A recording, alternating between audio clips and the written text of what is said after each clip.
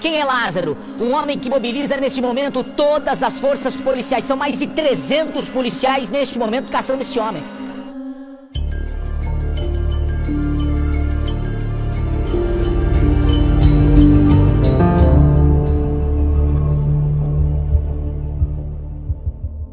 Olá, hoje vamos falar um pouco sobre o caso Lázaro, um assassino em série que atualmente está foragido. Para você ter uma noção da periculosidade, além de laudos psicológicos diagnosticando Lázaro como um assassino, psicopata e imprevisível, os crimes que ele cometeu acumulam penas até o momento de mais de 300 anos. É sobre um assassino em série de alta periculosidade, sobre uma investigação, uma caçada e uma fuga cinematográfica que iremos falar hoje. Mas antes disso, deixa eu me apresentar. Para você que não me conhece, meu nome é Vitor Santos, eu sou especialista em linguagem corporal, investigador profissional e perito técnico das microexpressões faciais. Sou o criador do canal Metaforando, atualmente o maior canal de linguagem corporal do mundo. E antes de iniciarmos nosso caso, vale lembrar que se você quer ver mais vídeos como esse, onde a linguagem corporal é comentada de forma técnica, com evidências e por um perito facial que é certificado, já se inscreve nesse canal aqui. Curte e compartilha os nossos vídeos. Começando então sobre o caso Lázaro. Quem é este assassino? Lázaro Barbosa de Souza é o nome desse serial killer que teria atuado no estado do Distrito Federal e no estado de Goiás. O local onde Lázaro teria nascido, conhecido como Barra do Mendes, fica a apenas 534 quilômetros de Salvador. E nesse município de quase 14 mil habitantes, o fugitivo Lázaro é acusado de ter cometido um duplo homicídio em 2007, que seria, lá no início, um dos seus primeiros crimes. Além de seu crime mais recente, que teria sido uma chacina com uma família inteira, Lázaro também já é acusado de cometer 4 roubos em chácaras. O primeiro teria sido em 17 de maio, os 4 assassinatos no INCRA e um roubo seguido de estupro em 26 de abril. E como começa essa vida de crimes de Lázaro Barbosa? A gente tem que fazer um retorno lá no estado da Bahia, onde esse assassino teria começado sua carreira de crime. Em 2017, aos 19 anos, ele foi preso no município de Barra do Mendes, onde nasceu, após cometer um duplo homicídio. 10 dias depois, o acusado fugiu, sem terem notícias do paradeiro dele. Moradores da cidade ficaram preocupados com um possível retorno. As vítimas do crime eram 2 trabalhadores rurais. Depois de matá-los, Lázaro ficou foragido durante 15 dias, escondido em uma serra, em Barra dos Mendes. E ele só foi preso mesmo depois de se apresentar, se entregar na delegacia. Então, uma vez preso, ele fugiu da cadeia e novamente entrou no status de foragido. Para vocês terem uma noção, o que acontece, como fica o emocional coletivo em situações dessa. Veja os relatos de pessoas que moravam no município onde Lázaro teria cometido seus primeiros crimes. Moradores da Barra do Mendes que estavam na cidade em 2007 dizem o seguinte: as testemunhas relatam uma situação de pânico generalizado na cidade. Naquela época, inclusive, a prefeitura fechou as escolas, o comércio fechou mais cedo, todo mundo com medo de assalto, com medo do retorno daquele criminoso. E lembrando que o próprio Joe Navarro já fala sobre isso em Dangerous Personalities, um tipo de perfil psicopático, uma pessoa ali que é dotada da ausência de remorsos, da ausência de empatias, como um psicopata, não apresenta nada a agregar de positivo nos sentimentos alheios e, pelo contrário, é aquela pessoa que apenas o nome dela causa extremo desconforto em várias outras pessoas. E detalhe, o povo lá de Barra do Mendes, onde ele morava e cometeu seus primeiros crimes em 2007, relatam agora que ele está foragido, que temem pela própria vida. Eles temem que Lázaro retorne para Barra do Mendes. Na sequência, então, depois de 2007, logo em 2009, o criminoso Lázaro foi preso no complexo penitenciário de Papuda, CPP, em Brasília, por suspeita de roubo, estupro e porte ilegal de arma de fogo. Passando então um tempo no complexo penitenciário conhecido como Papuda, Lázaro teria agredido um outro detento, juntamente com 3, mais 2 colegas penitenciários, ele teria agredido um outro detento. Em 2013, um laudo psicológico feito lá no complexo penitenciário Papuda descreve Lázaro como psicopata imprevisível, com comportamento impulsivo, agressivo, instabilidade emocional e falta de equilíbrio. O criminoso tem um histórico de uso abusivo de drogas e álcool, perturbações psíquicas e instabilidade profissional. Na época que foi feito esse laudo, inclusive os psicólogos que ficaram responsáveis pela avaliação descartaram a hipótese de que Lázaro ganhasse o benefício da progressão de regime semiaberto. Os psicólogos inclusive sugeriram algumas diligências a serem tomadas antes de decidir se Lázaro poderia ou não cumprir pena em regime semiaberto. Por exemplo, os psicólogos argumentaram na época que ele deveria passar por acompanhamento psicológico uma certa frequência antes de ter sua pena convertida para um regime semiaberto, um regime que possibilitasse ele ter mais contato com a sociedade. Entretanto, na prática não foi bem isso que aconteceu, porque logo em seguida, praticamente menos de um ano depois, em 2014, ele já teve a pena convertida para regime semiaberto. O Ministério Público do Distrito Federal e Territórios manifestou pela progressão do regime de Lázaro, mas sem benefícios externos, como saídas temporárias. Então ele continuou ali no Centro Penitenciário Papuda, mas em regime semiaberto. E logo em seguida, em 2016, após aproveitar o feriado, o saidão de Páscoa, Lázaro não retornou para o CPP, para o Complexo Penitenciário Papuda, então sendo novamente declarado foragido. Ele foi ainda recapturado e cumpriu pena entre 7 de março de 2018 e 23 de julho, em Águas Lindas, de Goiás. Ele estava então cumprindo a sua prisão por homicídio qualificado, porte ilegal de arma de fogo, roubo e estupro. E dentre várias coisas, uma que chama muita atenção quando falamos do comportamento do Lázaro, que teria sido ali diagnosticado como um criminoso imprevisível, uma que chama muita atenção teriam sido relatos recentes de que as mortes que ele praticava, como a chacina que ele fez com uma família inteira, seguindo o modus operandi dele, levava a família à beira-rio, mandava todo mundo tirar a roupa, matava os homens, estuprava as mulheres, depois matava as mulheres também. Segundo relatos,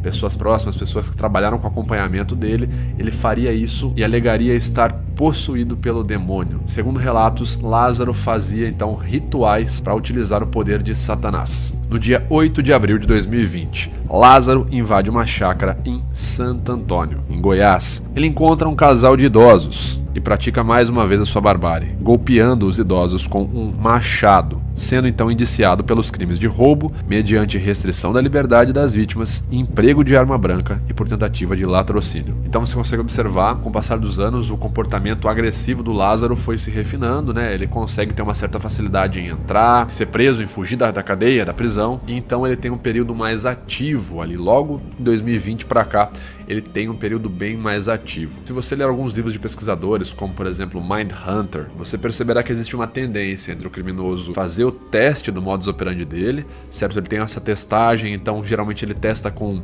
alvos bem fracos, então ele começa testando com criança, animais, idosos, e uma vez que ele já entendeu como que vai funcionar esse modus operandi, quando ele começa a colocar em prática e fica bem mais ativo. A gente consegue observar que 2020 teria sido o último teste dele, ali com um casal de idosos, e então de 2021 ele já começa a ficar bem mais ativo. E em 26 de abril de 2021, Lázaro invade uma casa lá em Sol Nascente, Distrito Federal. O que ele faz então?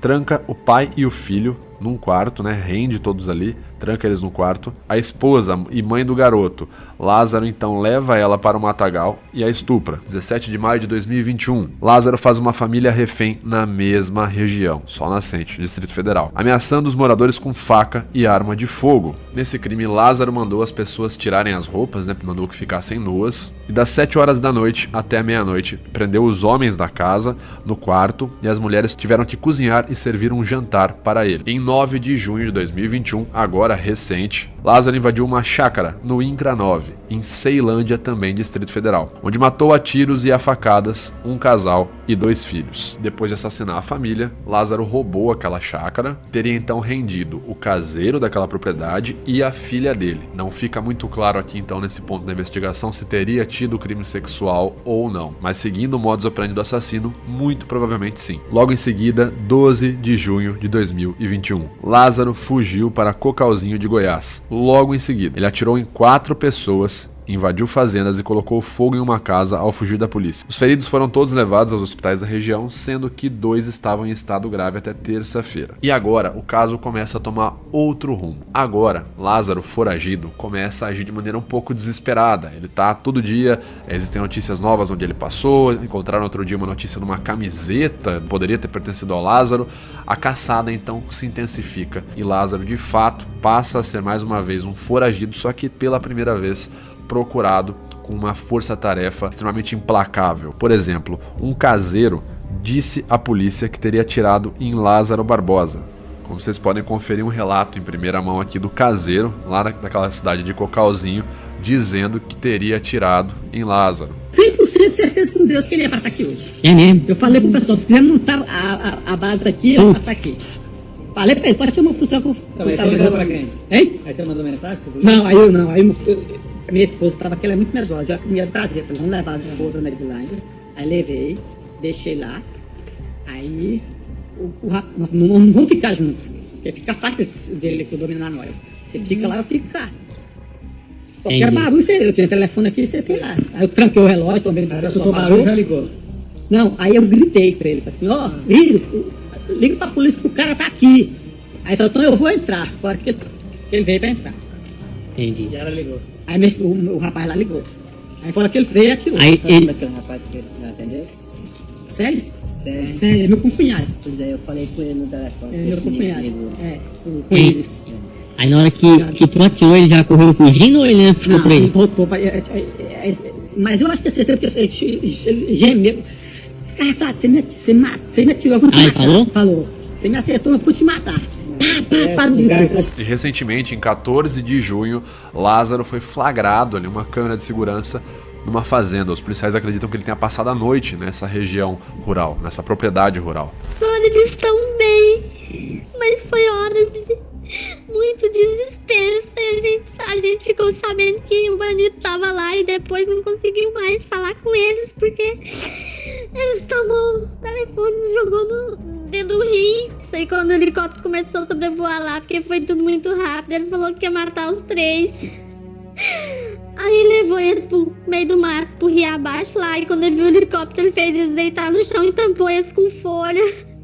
E ficou dentro da loca, debaixo da pedra. E ele pegou e atirou contra a polícia. E a polícia atirou em tempo de pegar no meu irmão, no minha cunhada lá, deitado no chão. E eles gritavam, tampados de folha, a polícia não via eles. E no exato momento que a gente conversa e fala aqui nesse vídeo, né, que eu tô te contando, Lázaro Barbosa é mais uma vez um foragido, procurado por uma equipe de caça implacável. Inclusive, recentemente os policiais teriam trocado tiro com ele e um policial teria sido alvejado na troca de tiros no rosto, de raspão, e já está ali sendo tratado na ala hospitalar. Portanto, fique muito atento. Se você ver por acaso o rosto desse homem, como você pode estar vendo aí na face, né, na tela, fique muito atento, muito atenta. Lembre-se do Disque Denúncias, você pode ligar e ajudar também a contribuir com a sua parte caso você veja, caso você tenha alguma informação sobre este criminoso. Se você gostou desse vídeo e quer entender mais sobre o comportamento criminoso ou sobre outros criminosos, te recomendo a nossa série Casos de Linguagem Corporal, especificamente esses 2 vídeos aqui.